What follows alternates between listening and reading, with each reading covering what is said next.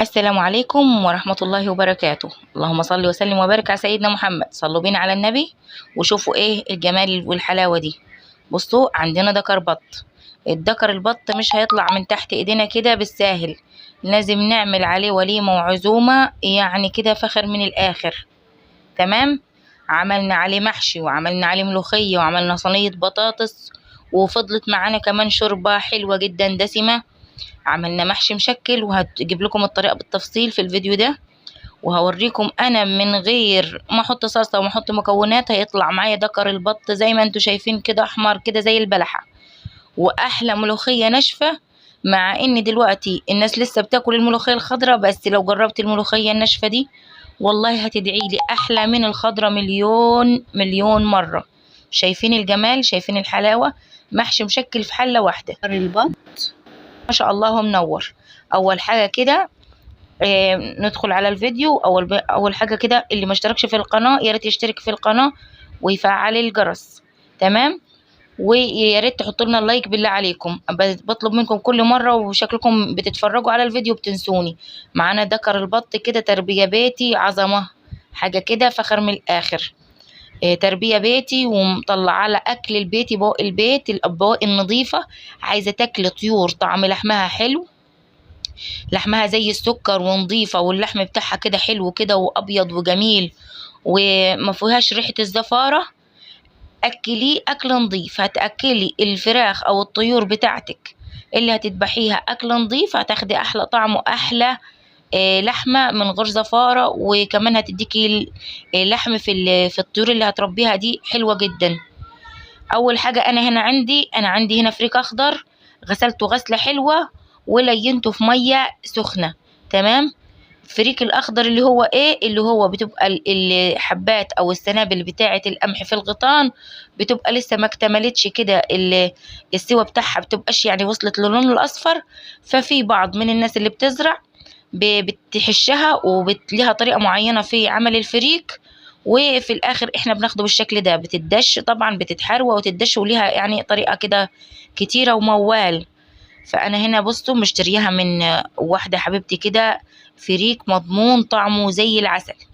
هنا طبعا طشيت للبطه، حطيت راس توم كده مفرومه، وطشيت عليها كمان بحوالي نص كوبايه صغيره كده من المج بتاع الشاي طماطم، وسبتها تتسبك. تمام.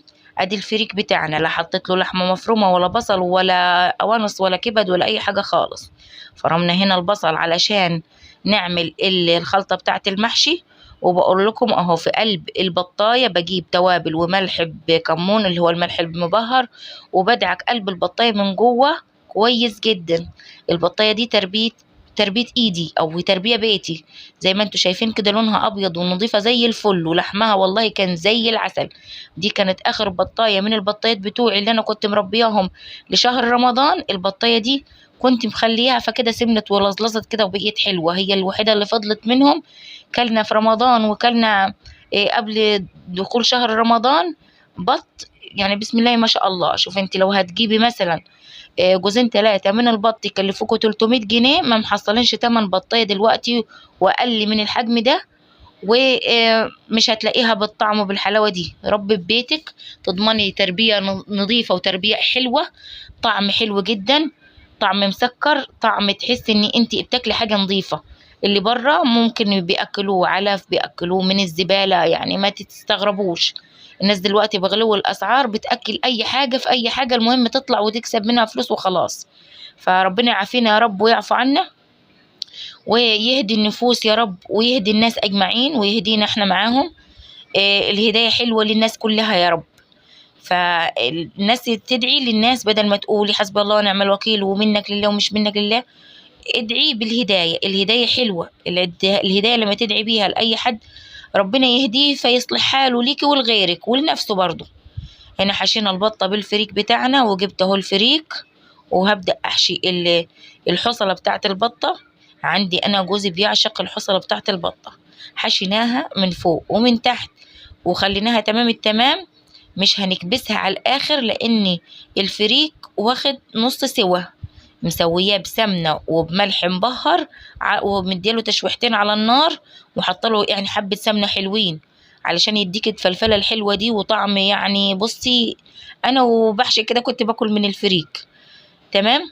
هنا حشينا البطة، وطبعا هي مش هتنفع تتكتف، اللي بيطبخ البطة عارف، وكلنا ستات بيوت شاطرين وعارفين ان البطة ما بتتكتفش، لان بتبقى الرجلين بتاعتها قصيرة. فاحنا بنعمل ايه؟ يا اما بخلة يا اما بإبرة وخيط كده، إبرة تكون نظيفة وتكوني معقماها، وخيط يكون حلو كده نظيف. وبعد كده ايه تروحي تعمليها، ممكن تحطهم في شويه خل وتعقميها، وبعد كده تشطفيها، وبعد كده تبداي تخيطي البطه بتاعتك عادي جدا، وتبقى تمام التمام متقفله وزي الفل.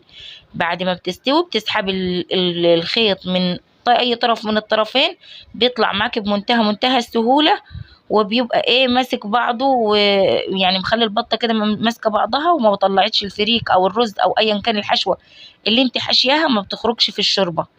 في ناس كتير بتقولك انا بعد ما بحشي طيور بتبقى الشوربه كلها يا فريك يا اما رز. ليه؟ لان انت ما بتقفلهاش كويس. تمام. اي طيور حابه تسويها لازم تسويها على الظهر الاول، تحطيها في شوربه او مغليه كده. انا بحب اطش لها، جربوا ان انتوا تطشوا راس توم وتطشيه كده بعد كده بشويه طماطم معصورين في الخلاط، وياخدوا كام غلوه، وبعد كده تزوديها ميه مغليه. تمام.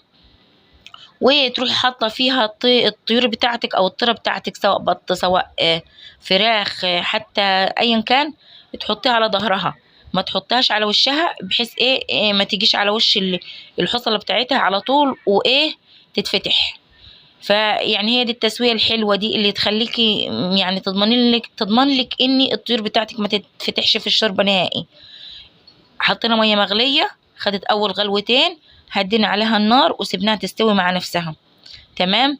عملنا التسبيكه بتاعه المحشي، وطبعا اجركم الله التليفون مع في قرب ان البوتاجاز والسخونه وفي الجو اللي احنا فيه ده بيبقى بيعد، بس بفاجئ ان المقطع ما يعني اتحفظش في التليفون. اللي كان بيعد وبيصور على الفاضي بيتحذف، لان سخونه الجو التليفون ما بيستحملش الحراره، فبيحذف اللي انا مصوراه. يعني ان شاء الله كده ربنا يصلح حال الجو كده، والشتاء يدخل كده علينا بروايحه الحلوه. دكر البط اهو قرب اهو على دخول على سوا، شايفين الاجنحه بتاعته اهو بدات تخلع منها اللحم بتاعها. تمام.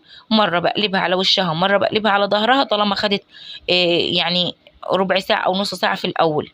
عملت التقليه بتاعه المحشي عادي خالص، حطيت الماده الدهنيه الزيت بتاعي، وكنت مخرطه يعني بصلتين 3 كده حلوين زي ما انتوا شفتوني كده. انا كنت عاملاهم في الكبه كده تخريطه كده خشنه مش ناعمه. وبعد كده حطيت عليها الطماطم، وبعد كده سبتها تتسبك، وحطيت عليها التوابل بتاعتها كمون وكزبره وفلفل اسود والسبع بهارات. وحابه تضيفي بهارات لحمه ضيفي، مش حابه براحتك. قطعت بطاطس هنا حلقات وحطيتها في صينيه، وحطيت عليها كده مغرفتين 3 كده من التقليه الحلوه بتاعتنا اللي انا عاملاها.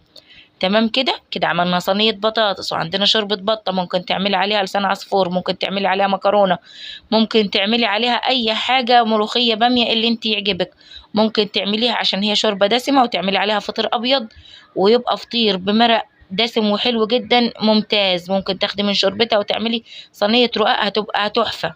تمام. إيه أنا اللي عملته إني عملت صينية بطاطس، وهاخد من الشوربة برضو وهعمل لها سوي المحشي. فضلت بقية التقلية بتاعتنا وبقية التسبيكة، هضيف عليها رز وهضيف عليها خضرة، وهظبط الحياء بتاعها اللي هو الملح المبهر بتاعها، وهضيف عليها اظبطها في التوابل بتاعتها، وهحط لها الخضرة. في اليوم ده ما كانش فيه خضرة، الخضرة دلوقتي كأني يعني كنز، اللي يلقى كده خضرة كأني لقى كنز. الخضرة مش حلوة خالص، اللي هي خضرة الصيف، ناشفة ومعصعصة وصفرة، وغير كده غالية غالية غالية غالية بشكل رهيب. الحزمتين بالعدد ب5 جنيه. كنت لقيت حزمتين كده حلوين مورورين، بقول للراجل بكام؟ قال لي ب10 جنيه، يعني الحزمة الواحدة ب5 جنيه، تخيلوا. فالله المستعان. بس الوقت ده انا مش لاقيه خضره خالص. كان عندي حبه من في الفريزر مفرزاهم، فاستعنت بيهم. حطيت الرز على التقليه بتاعتنا وبديها كده غلوه، بحيث تشرب التقليه يعني تشربها تماما، وتبقى الرز واخد من طعم التسبيكه بتاعتنا. جربي تعملي الحركة دي في المحشي، اضمن لك احلى محشي تكليف حياتك. بعد ما بتتشرب من كل السوائل دي، الرز يتشرب من كل السوائل دي، ضفت عليهم شوية رز كمان. الرز بتاعي انا مكتوب على الكيس نفسه مش محتاجة انك تغسليه، لان هو معبى آليا ومغسول آليا. تمام. فانا مش محتاج اني احطه اغسله في ميه. حطيت الخضره المتفرزه كده وهقلبها تقلبتين، وكنت كمان هنا طافيه عن الرز خلاص، لان زي ما انتوا كده بنشرب وحلو جدا. زودتها كمان خضره، وحطيت حته بابريكا، وحطيت فلفل اسود وكمون وكزبره ناشفه. تمام، علشان تديكي احلى طعم لخلطه المحشي. بدات اهو اعمل المحشي ده. البدنجان بتاعي انا كنت موريالكم في الروتين اللي قبل كده ان البدنجان ده انا كنت محضراه من قبلها، من الليله اللي قبلها، يعني ناويه اطبخ تاني يوم محشي واعمل حاجات زي كده وحاجات كتيره. فانا بسهل على نفسي، بقور البدنجان والفلفل والحاجات بتاعه المحشي بجهزها من بالليل، بحيث الصبح بيبقى على تسويه. اما الخلطه بتاعه المحشي انا عملتها في اليوم نفسه. تمام. كنت مقوره البدنجان كده، وفي الفيديو اللي فات زي ما قلت لكم انا بحب البدنجان السرحه الحلوه دي بالحجم ده، ما بحبش الرفيعه او الطويله والملويه دي بتعذبني. وطبعا كنت بوريكم البرميل بتاع القهوه بتاعي اللي دايما بصوا بقى ادمان، يوميا لازم اشرب مج كبير كده من القهوه، بس انا بخففه باللبن يعني علشان ما يتعبش معدتي، وانا معدتي اصلا تعبانه وعندي جرثومه معده كده. كنت مخلصه الحشو بتاعي، فانا قلت ايه ده انا ما صورتش، فصورت على اخر لحظه كده البواقي الحاجات اللي انا بصورها. كنت عامله بدنجان وفلفل وكوسه، ولقيت كيس كده كان متداري في الفريزر عندي ورق كرنب، فطلعته بالمره. هو ما كانش كتير يعني، بس عندي بنتي ما بتحبش البدنجان ولا الكوسه ولا الفلفل، فكويس ان انا لقيت لها ده، والا ما كانش كلت من المحشي اصلا. فتمام، عملت لها شويه دول، وهوريكم ازاي انا بعملهم في حله واحده، تشكيله من البدنجان والفلفل والكرنب والكوسه كله مع بعضه في حله واحده. طب ازاي ده هيستوي وده مش هيستوي؟ لا كله بيستوي والله، وبيبقى زي الفل. بوريكم دكر البط طالع من الشوربه الحلوه الجميله العسل دي.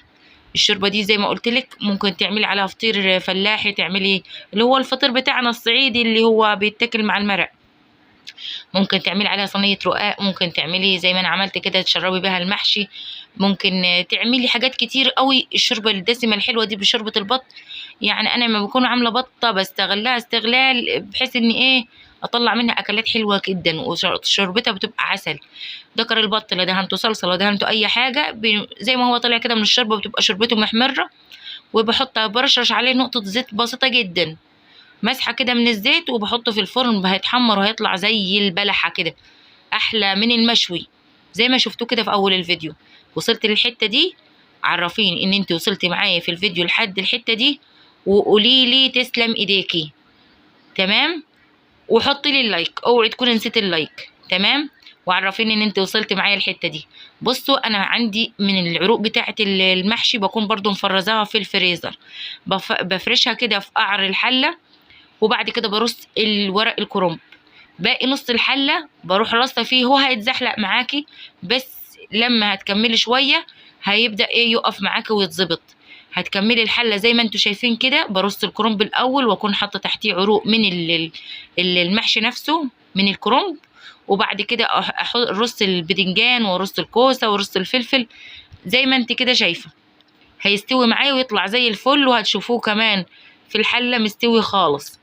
انا كنت الملوخيه اللي منشفاها معاكم في فيديو قبل كده، حبيت ان انا اعمل منها شويه ملوخيه ونشوف طعمها حلو ولا مسكره ولا لا. طلعت عسل نحل بامانه، طلعت سكر، لدرجه ان انا قلت للست اللي كنت جايبه منها شوفي لي باي طريقه شويه تاني علشان انشفهم، لان خلاص الملوخيه الناشفه والباميه او الويكه الخضراء والملوخيه الخضراء خلاص بدات يعني من عندنا يعني هنا صعيد، لان هنا حوالينا الناس بتزرعها، بدا خلاص الناس تقلعها من الارض وخلاص على كده.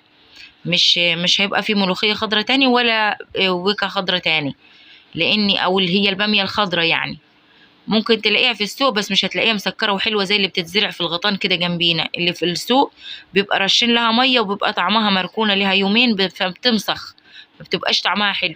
بصوا دكر البط والله عامل زي البلحايه ديكم شايفين، من غير ولا نقطة صلصة ولا خلطات ولا أي حاجة خالص، يا دوبك رشة زيت بسيطة جدا، وبحطه في الفرن وش على الشواية من الناحية دي، وبقلبه على الناحية التانية وبياخد وش من الشواية، بيبقى طالع زي العسل زي ما انتوا شايفين.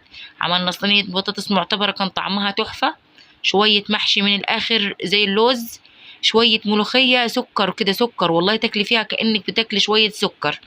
من دكر البط طلعنا أكلات حلوة زي ما اتعودتوا معايا، بنصنف ونعمل أكلات حلوة لولادنا ونستغل، والظروف محتاجة كده إن نصنف ونكتر من الأكل علشان